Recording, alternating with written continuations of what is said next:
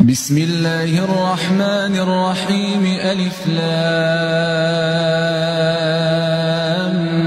ميم.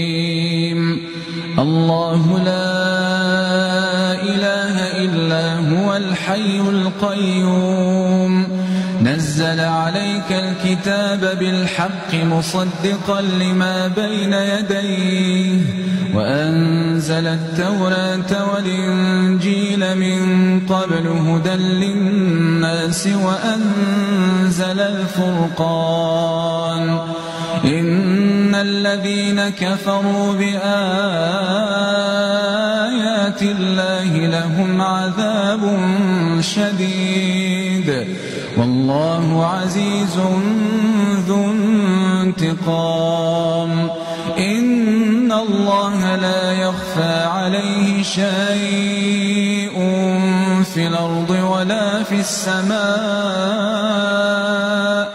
هو الذي يصوركم في الأرحام كيف يشاء